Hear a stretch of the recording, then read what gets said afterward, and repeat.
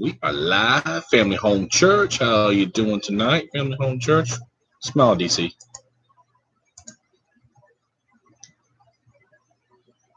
Why don't you lay down and take a nap? DC's tired tonight. We are numbers 21 through 22. And when I posted on Twitter and Facebook tonight, the word is in you, the word is with you. Remember, it's John 1. The beginning was the word, and the word was with God, and the word was God, and the word became flesh. It's in John 1. Read it because it's part of the word. And when the word is in you, the word is with you. So get into your word. You can get into your word every night with us at 7:30-ish. The reason I say 7:30-ish is sometimes other obligations because of school, church, or traffic jams coming home from karate or church may cause us from getting started right at 7. We try to every night. Or computer issues like last night took me about 15 minutes to get on. Sorry, I'm really thirsty tonight. Just got done working out. Gotta work out too. That's another thing you should do. Let's get into the word tonight. We had 19:20 last night, and 19 gave us law of purification.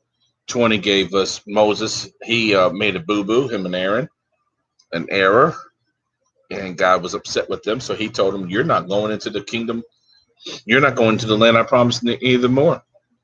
And then Aaron was died, and his garments were passed to his son Eleazar because Aaron was old anyways. I had speculated that he was well over 100 years old, and he was older than Moses. Moses was actually born after Aaron. Then the king, in chapter 21, the king of Arad, the Canaanite, who dwelt in the south, heard the Israelites was coming into the road of Aram.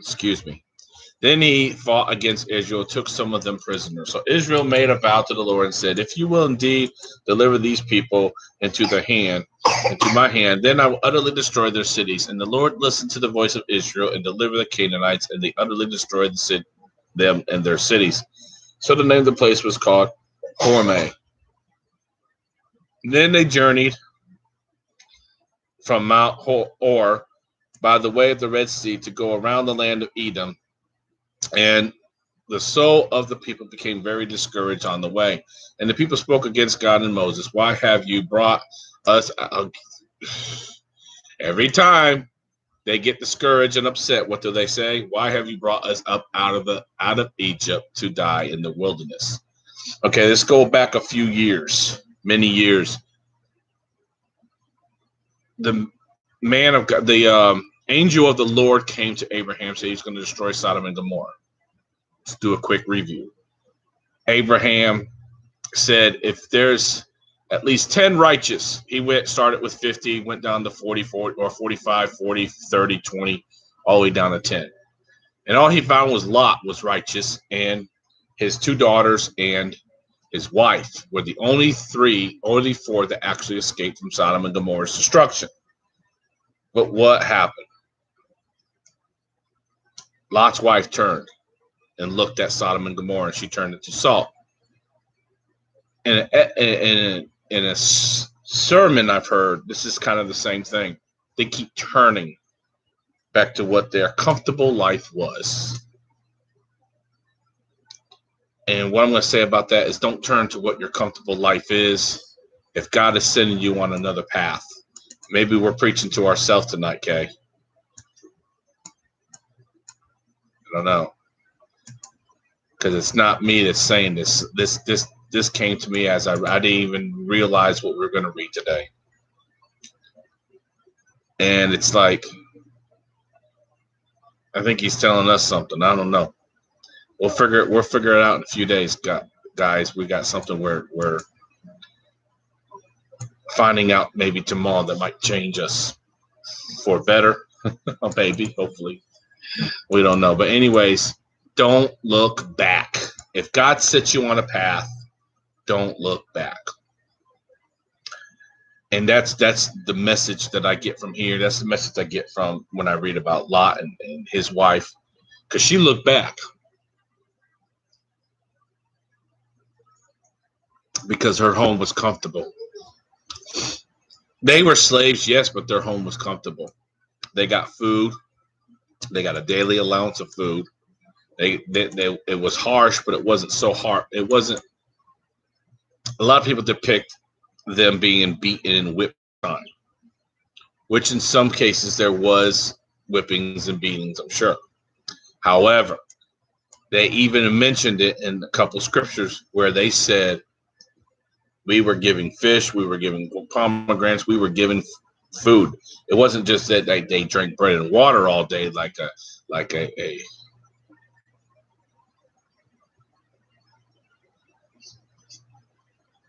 oh, go and lay down, son. You're falling asleep. It's not that they had bread and water like we see in some stories with people in prison.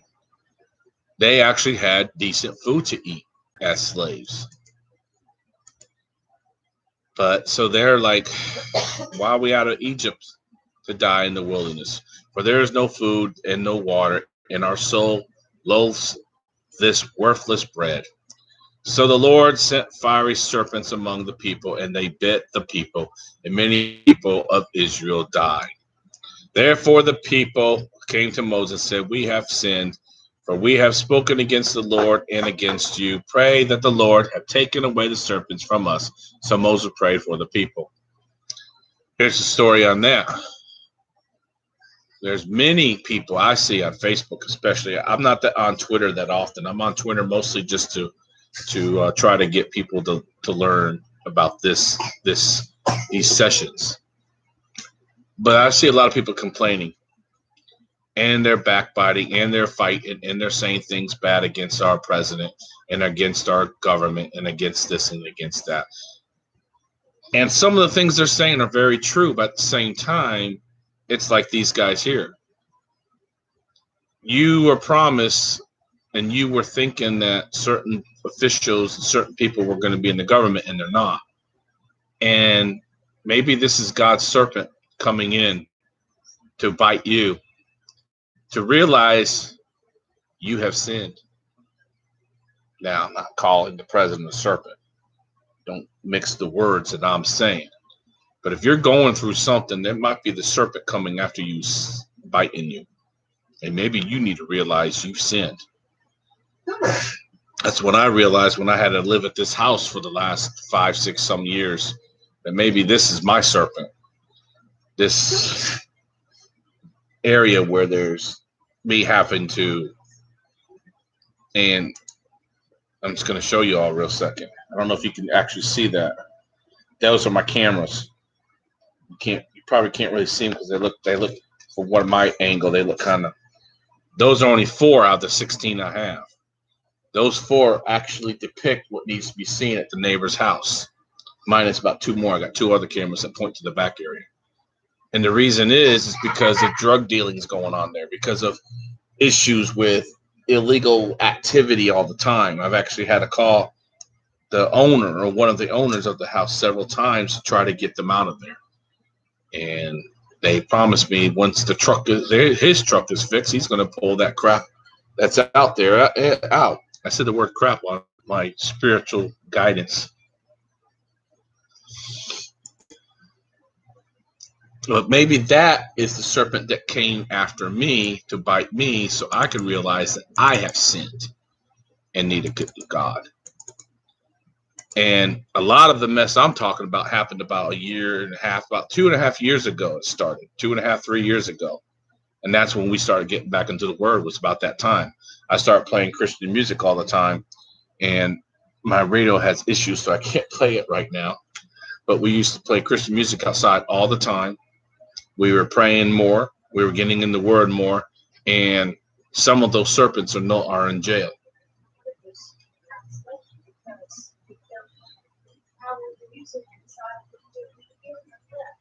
Yeah, we had one guy. My wife just said we had one guy. He just started hearing the power of the Christian music and thought he can't be over here no more around these other folks that were dealing with all their things. They were even relatives of the people. And in some cases, they weren't even friends. And I don't know how they allowed it to happen. They were just like, yeah, you can use our place to do what you want. While the guy who was actually supposed to be living there was in jail for something else. And he's a good guy. I consider him a friend because him and I have talked about things. I got to speak with him just recently about getting into the word, and he promised me he was getting into the word. And I hope he is. I pray that he is, because I feel that one day he's going to be doing something very good for the Lord. I believe this guy will. I'm just going to say his name anyways. His name is Mark. That's what I call him. And Mark, he needs prayer. You guys keep him in his prayers, because I believe God has a calling on his life. And he needs to get away from the riffraff that keeps coming to where he lives. And we need to get away from it too. I'm stronger in Christ, and I hate drugs and I hate cigarettes. I actually get sick from smoke. I actually was puking, to be kind of nasty. I was puking blood one time when we went to go visit. Was it to meet her after? It was after we got married. We went to your Nana's house, or just before we got married? I can't remember. She had this. Her trailer was out in the middle of nowhere, literally. And we went, and she went to introduce me to her, or we went after we got married to see her at her trailer, and it was literally looking like it was on fire because it was so much cigarette smoke. I got so sick I threw up blood outside. I'm allergic to cigarette smoke. I've never smoked because of that. I can thank God that, because I just don't like it. It might be psychological, a little bit about me that you guys are getting to know tonight. Then we got to get back into the word. A little bit about me that you guys are getting to know tonight. My dad and 2 sisters died when I was 3 years old from smoke. And it was house fire smoke, but still. And someone said, well, it's psychological. That's why you won't do a cigarette. Just try, if you smoke, you won't have that process. Well, if it's psychological that keeps me from smoking, then I'll stop smoking. I won't smoke cigarettes. I won't smoke marijuana. I won't smoke any of the other stuff. And that's a good thing, because you don't need that stuff. It's bad for your body. Drugs, alcohol, all that. Well, now I'm not going to go with alcohol being bad, because a little wine for your stomach's sakes. Wine does help. And I'm not going to get into the alcohol thing. But too much is bad for you. Being drunk all the time is a sin. And not drinking is not a sin. Being drunk all the time is a sin. Guys, you might have to give me some more orange juice. I'm getting really thirsty tonight for some reason. Let's continue in verse 7. We have sinned, for spoken to the Lord against you.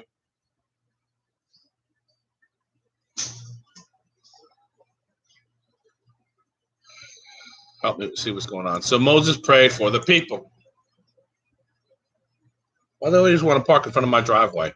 Then the Lord said to Moses, make a fiery serpent and set it on a pole. And it shall be, everyone who is bitten, when he looks at it, shall live. So Moses made a bronze serpent and put it on a pole. And so it was, if a serpent had bitten anyone, he looked at the bronze serpent and lived. And we see this today in our society. When you go and you see a pendulum, and it's a medical person, it has a serpent on there. That's where this comes from. A lot of people don't realize that, but that's where it comes from. And if I wasn't doing the Bible, I'd call him right now. I might go ahead, and you guys might hear me call somebody right now. Did the person that got out of the vehicle go back in the vehicle?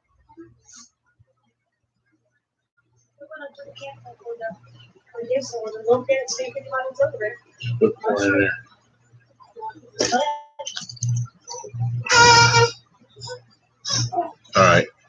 I'll give him a call in a few minutes. I'm sorry, people. We've been dealing with an issue of a camper that's not supposed to be at my neighbor's house, and they told me that it was supposed to be gone by tomorrow. If not, they called them. So I called them, and they said they're going to try to get someone to get rid of it.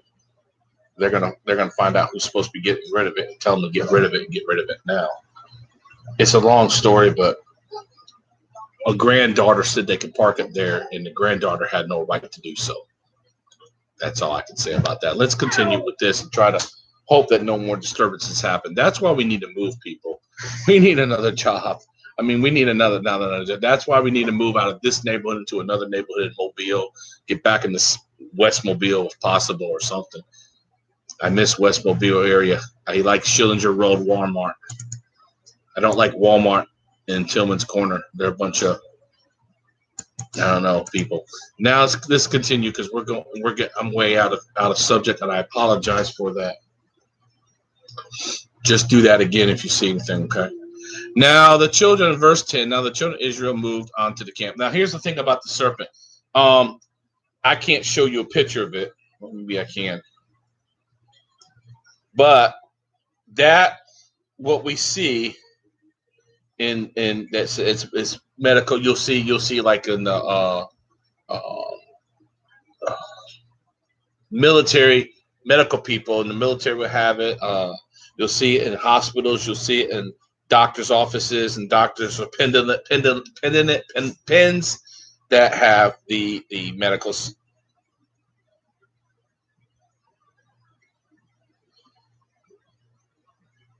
And if you've never seen one, this is the different ones here. I'm gonna try to. Those are the different ones there. This symbol is actually depicted. What those different ones right there are actually the different ones that we see in medical today, and it comes from what I just read. Because here's another one. This is probably more accurate of what it looked like, the one right there. And the thing is, the one that we see in today from medical is more like this one. But that's where it comes from. That's where I turned yellow after I did that. That's where it comes from. Is that scripture right there? Is the serpent, and we've been utilizing it for the medical symbol for a long time now. So see, even in today's society, it comes from the Bible. Things that we have for non-godly things come from godly things. Now the children of Israel, in verse 10, moved on the camp from Oboth, and they journeyed from Oboth to encamped in Ig Abram, in the wilderness which is east of Moab toward the sunrise. From there they moved and camped in the valley of Zered, Zered. From there they moved and camped on the other side of Arnon, which is in the wilderness that extends from the borders of the Amorites, and from the Arnon is the border of Moab, between Moab and the Amorites. Therefore it is said in the book of the wars of the Lord, Wehud in Subhay, the books of Aaron, and the slope of the brooks that reaches from the dwelling of Ar, so I pronounce it Ar, and lies in the border of Moab. From there they went to Beer, Beer, Beer, which is the well where the Lord said to Moses, gather the people together and I will give them water. Then Israel sang this song, spring up, O well, and all you sing to it. The well, the leaders sank, dug by the nation's nobles, by the lawgivers with their staffs. And from the wilderness of Matana, from Matana to Nahali, from Nahali to Bomoth, and from Bomoth to the valley that is in the country of Moab, to the top of Pisgah, which looks down on the west wasteland. Then Israel sent messengers to Sihon, king of the Amorites, saying, let me pass through your land. Excuse me. We will not turn aside into the fields or vineyards. We will not drink water of wells. We will go by the king's highway until we have passed through the territory. But Sihon would not allow Israel to pass through his territory. Sihon gathered all his people together, excuse me, and went out against the wilderness and came to Jahaz and fought against Israel. Israel defeated him with the edge of the sword and took possession of his land from the Arnon to Japheth, as far as the people from Ammon. And the border of the people of Ammon was fortified. So Israel took of these cities and dwelt in all the cities of Amorites, and Heshbon, and all the villages.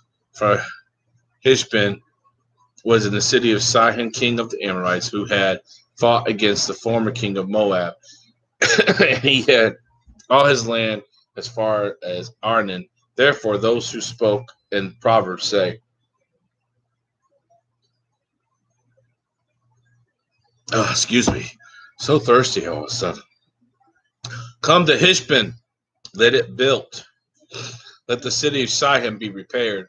For a fire went out from Heshbon, a flame of the city of Sihon. It consumed Ar of Moab, the lords of the weight of Arnon. Woe to you, Moab! You have perished, O come of Chishmash. He has given his sons as fugitives, and his daughters into captivity to Sihon, king of the Amorites. But we have shot at them. Heshbon has perished as far as Debon. Then he laid waste as far as Nophat, which reaches to Medeba. Thus Israel dwelt in the land of the Amorites. Then Moses sent to spy out Jazer, and they took its villages and drove out the Amorites who were there. And they returned and went up to the way of Bashan. So king of Bashan, went up against them, he and all his people, to battle Eberah. Then the Lord said to Moses, do not fear him, for I deliver him into your hands with all the people and all the land. Did as to him as you did to Sihon, king of the Amorites, who dwelled in Heshbon. So they defeated him and his sons, his sons and all the people, until there were no survivor left, and they took possession of his land. Chapter 22. Then the children of Israel moved and camped in the plains. So when God's with you, we've heard this statement before. If God is for you, who could be against you? Once they were forgiven of their sins, God was for them once again, and no one was able to hurt them, just destroy them. Then the children of Israel, that's why we need to get in our word, people. That's why we need a prayer. That's why we need to get back in our word so more people come to know Christ in this nation. Because if this nation has God for us, no one could be against us. Then the children of Israel moved and camped in the plains of Moab on the side of Jordan across from Jericho.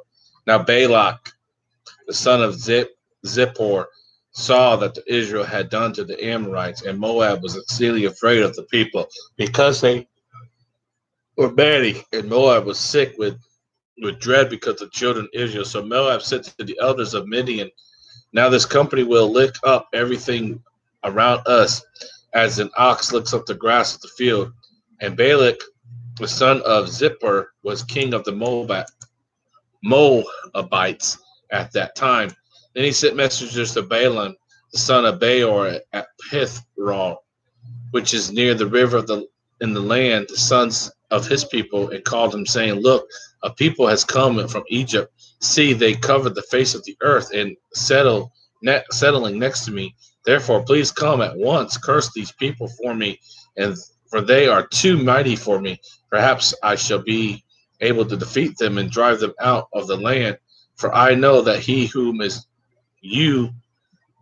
you bless is blessed, and he who is cursed is cursed. Then the elders of Moab, the elders of Midian, departed with the diviner's fee in their hand, and they came to Balaam and spoke the words of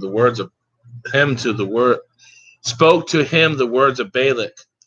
And he said to them, lodge here tonight, and I will bring back word to you as the Lord speaks to me. So the prince of Moab stayed with Balaam. Then God came to Balaam and said, who are these men with you? So Balaam said to God, as God didn't know. God knows. He just wants to. Sometimes when God asks you who is this or what is that, he's making sure you're going to tell the truth. We heard about that with Ananias and Sapphira. Said, did you get? Peter said, did you give this amount? And Sapphira said, yes, I am. Yes, that's what we give. He said, why do you lie? And boom, she died just like her husband. Read it in Acts. So Balaam said to God, Balak of the son of Zippor, the king of Moab, has sent to me, saying, look, a people has come out of Egypt, and they are covering the face of the earth. Come now, curse them, and perhaps I shall be able to overpower them and drive them out. Ugh, sorry, I keep yawning. Oh my goodness. And God said to Balaam, you shall not go with them. You shall not curse the people. For they are blessed. Telling them, hey, these are my people. Can't curse them. So Balaam rose in the morning and said to the prince of Balak, go back to your land, for the Lord has refused to give me permission to go with you. And the prince of Moab rose and went to Balak and said, Balaam refuses to come with us. Then Balak again sent princes more numerous and more honorable than they. And they came to Balaam and said to him, thus says Balak, the son of Zippor, please let nothing hinder you from coming to me, for I will certainly honor you greatly, and I will do whatever you say. Therefore, please come, curse these people for me. Then Balaam answered and said to the servants of Balak, though Balak were to give me his house full of silver and gold, I could not go beyond the word of my Lord, my God, to do less or more. Now, therefore, please, you also stay here tonight, that I may know what more the Lord will say to me. And God came to Balaam that night and said to him, if the man come to call you, rise and go with him, but only the word which I speak to you that you should do. So Balaam rose in the morning, saddled his donkey, and went with the prince of Moab.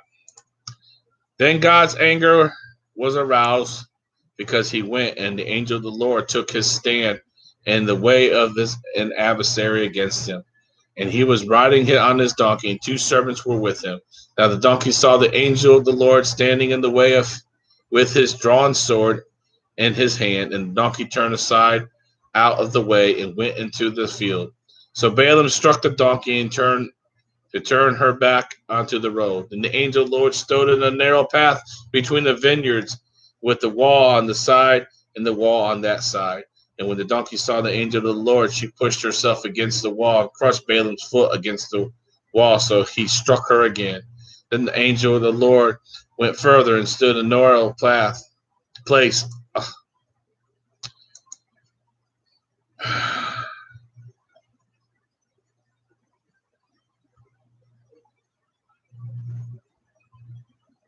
Then the angel of the Lord went further and stood in a narrow place.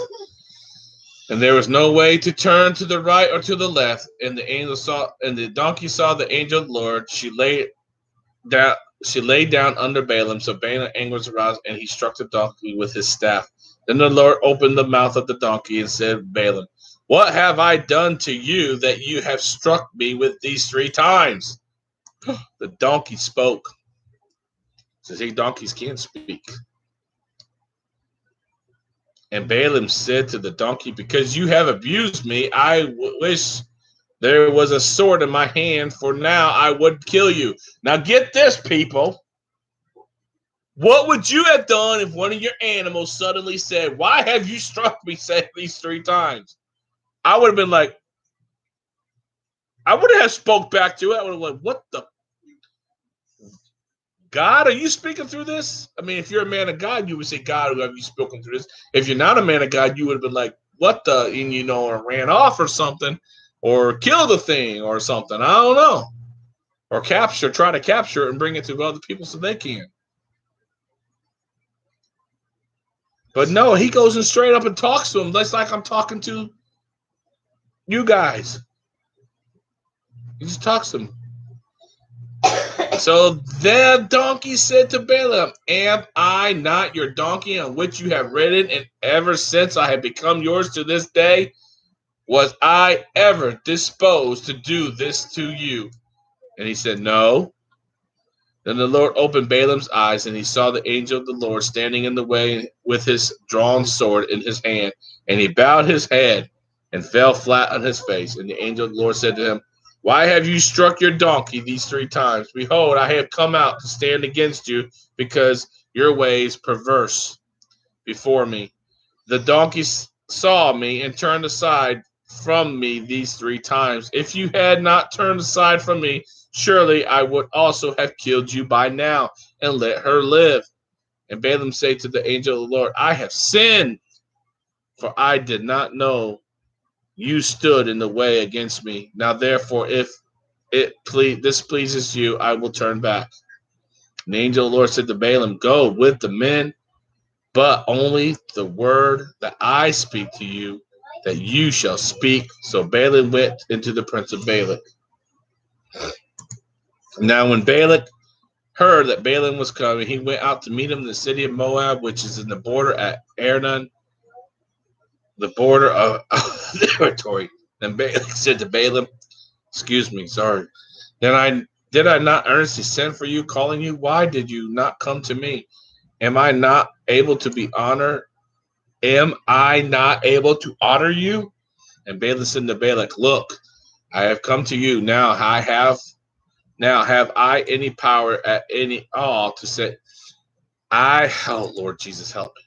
I have come to you now. Have I any power at all to say anything? The word that God puts in my mouth, I must speak. So Balaam went to Balak, and they came to Kirjath Hizzoth.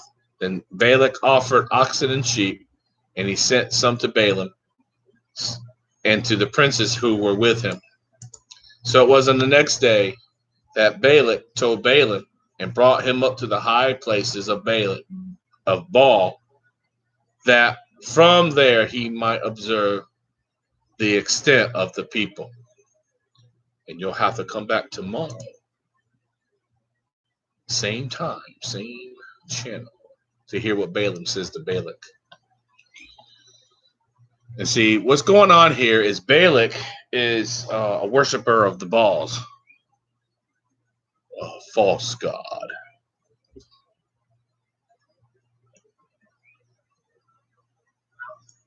But he knows that the god of Balaam, which is the same god that Israel worships, Israel wasn't the only people that worship God. You know, a lot of people get that confused, saying that Israel was not the only worshiper of the same Lord. Jethro, the father-in-law of Moses, worshiped the Midians. They worshiped the Lord, the same Lord that Israel did. Israel just became his chosen people, the true chosen people. But there were other people that God had too that also worshiped the same God. And Balaam was one of those people. And he said, okay, I'll come. In our wording, let's just say that he was like, yeah, Baal, I'll come. And then the God said, don't come. Okay, no, I can't come. God told me not to. Yeah. Then they sent more people, and he said, God said, if you go, you only speak my words. But he still didn't want him to go, so he sent the angel to stop the donkey. And the reason the donkey spoke to him is because he hit him several times, and the donkey was trying to turn away because the angel was making the donkey turn away. Here's the thing about that. If he just let the donkey pull him away like he was supposed to, then guess what? That would have been it. He would have realized right then and there, I'm not supposed to go because the donkey's turning away. And the donkey tried to turn away 3 times, and he wouldn't do it. So the angel finally talked to the donkey through the donkey and said what he said. Hey man, why are you hitting me? Have I ever stirred wrong before? Have I ever walked? I've been with you for all these years. Have I ever steered you wrong? I think that's where that statement might come from, is from this part right here. Have I ever steered you wrong? The donkey never steered him wrong. She never turned to the left or right when he wanted to go straight until this day, because the angel of the Lord was making that donkey turn around. And he wouldn't, and Balaam wouldn't let the obedience of the donkey to the Lord be worked upon. The Lord allowed him to go to Balak because he's going to tell. So tomorrow we'll hear what he says, because Balak's not going to be happy. I can tell you that right now. I will give you that, because there's several prophecies that Balaam tells Balak, and it's in Numbers 23 and 24. So we'll see that tomorrow. And I'm sorry for the kind of kabopples that happened in this session of Numbers today. We're hoping that things happen soon, that where we don't have the situation that we had a couple years ago, when my guy that I'm speaking to in jail returns to his home. Hopefully things will get back to normal. Hopefully he'll stay with the Lord this time for the last time.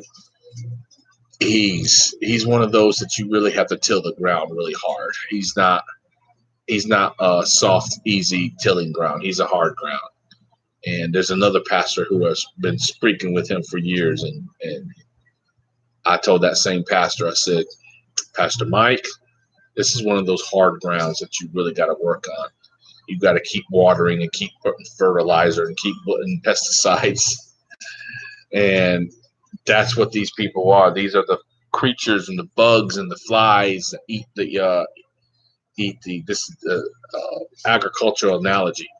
These creatures are the locusts and the bugs and the worms and the stuff that try to eat up the plants, and the rabbits, even, or not rabbits, and groundhogs that are trying to eat up his stuff and destroy his life for their own satisfaction.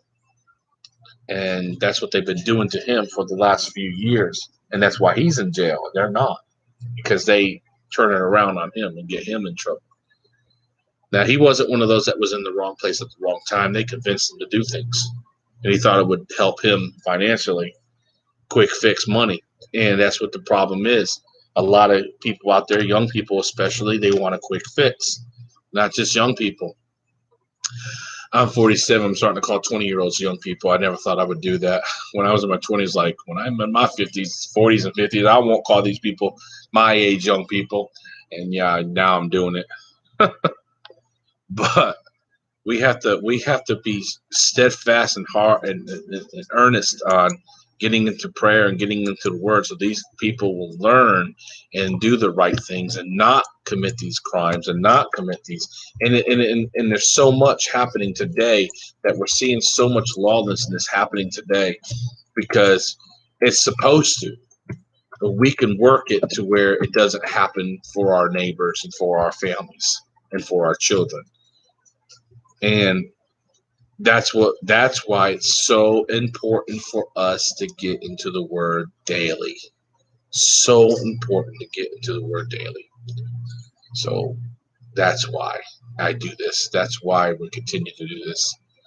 God bless you, and we'll see you in the next segment coming up real soon, which is still in the Corinthians series, 1 Corinthians 12 tonight. And we'll see you again for Numbers tomorrow. You have a blessed day.